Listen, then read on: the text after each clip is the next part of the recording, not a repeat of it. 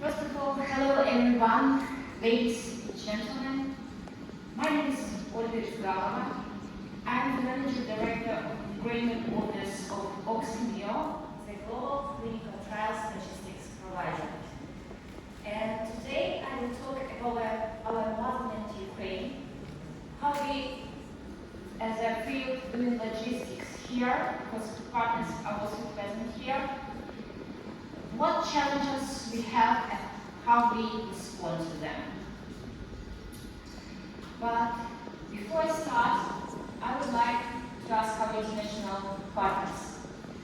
Have you ever heard about our Ukrainian dream? Dream in Ukrainian is translated like Ria. Ukrainian Ria is a symbol of our Ukrainian logistics. It was the biggest air cargo carrier who transported the shipments, the tons of shipments, the thousands of shipments, from one place in the world into another.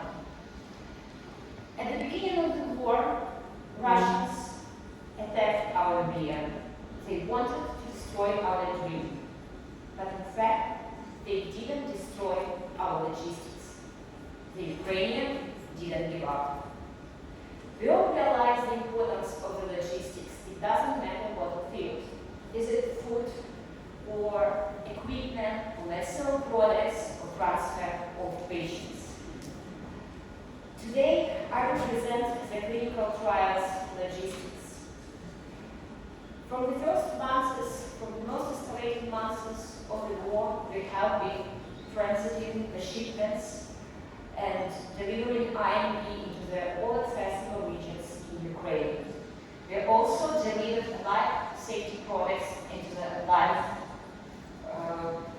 private life hospitals. We received the unique experience we probably didn't want, but we received it. And here we ask us the questions. Is it challenging to handle logistics during the wartime in Ukraine? And the honest answer will be yes. Another question, is it manageable? And my confident answer will be yes. And today I will talk about demystifying of clinical trials logistics in Ukraine. We can't deny the fact that the war affected the logistics. Let's look what has changed with the war. First of all, it's the international logistics. It was the shape of the scheme. All the companies reset their routes. The air transportation was changed by the mixed model. It's mostly air plus road logistics. The importation goes to the neighborhood country by area. If we speak about Europe, it also can be the road, depending on the situation or destination, and they by road goes to Ukraine. Another situation is there with internal logistics. Of course, the infrastructure was affected. We need to review the routes, its security, feasibility, but with the every months we evaluated the risk, we found the good solution, and we managed to increase the logistics coverage from month to month. And now we deliver to all accessible regions in Ukraine. It's Kharkiv, Sumy, Chernihiv, Mykolaiv, Kherson. Yes, I was mistaken here, Kherson. What has stayed the same? Our colleagues already talked about compliance that must be in our field. And I can confidently say that the compliance of operations, compliance with GDP practices, quality of processes, cold chain in itself is 100% assured. Also, we need to extend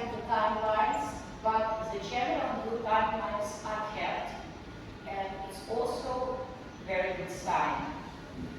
In Ukraine, we have a very good team in different countries, highly dedicated, highly qualified employees who are also ready to support. They are in the country.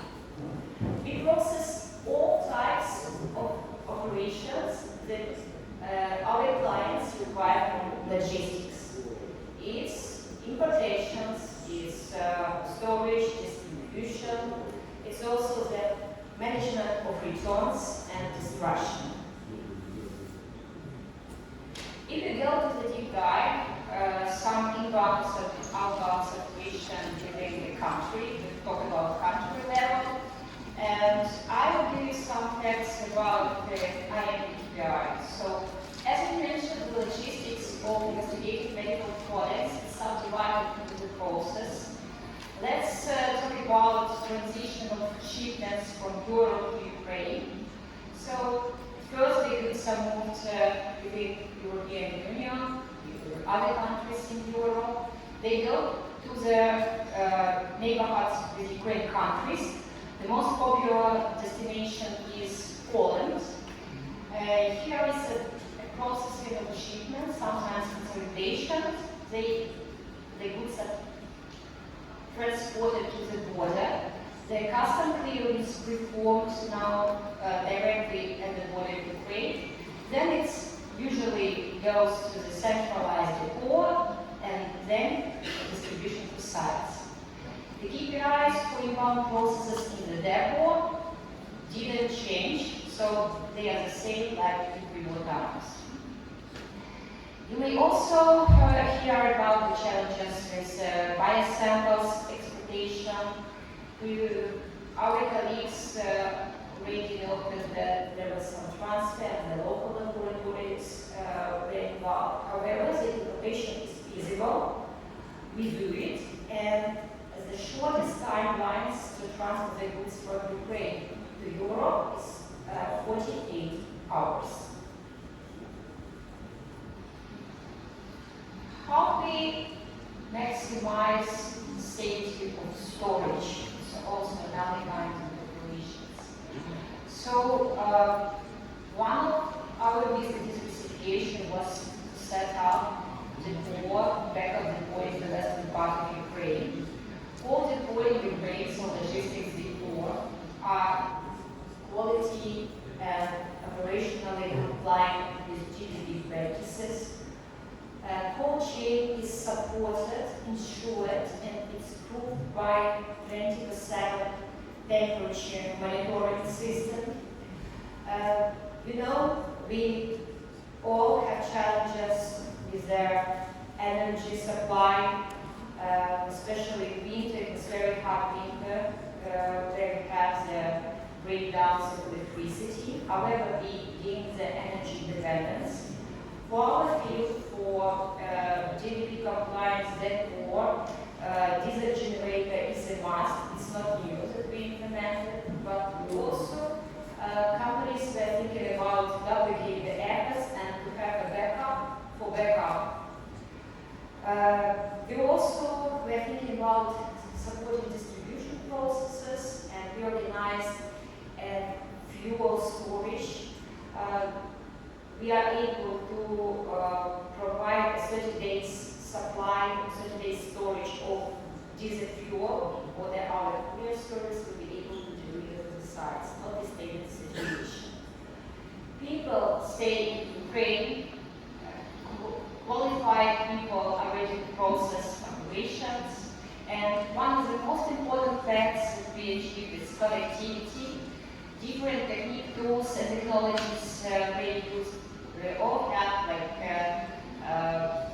made and backup internet provider, we have optic fiber technologies.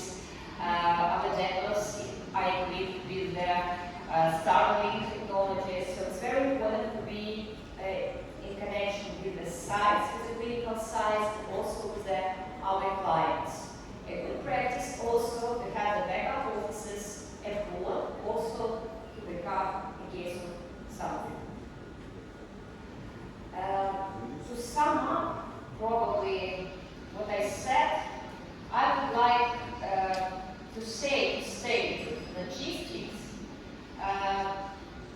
is alive in Ukraine. We not only continue to work, which we do from the very beginning of Ukraine, we are capable of bringing solutions to our clients. And today, we have overcome thousands of miles, and we stand here and speak about all logistics companies in Ukraine. We also speak on behalf of our patient community, which exists in Ukraine and require treatment. And we stay here and ask you to support us. Please bring clinical trials to Ukraine. We are here. Please stretch your hand. Stand with Ukraine. Слава Україні! Героям слава! Thank you very much, Olga. So, again, great and powerful message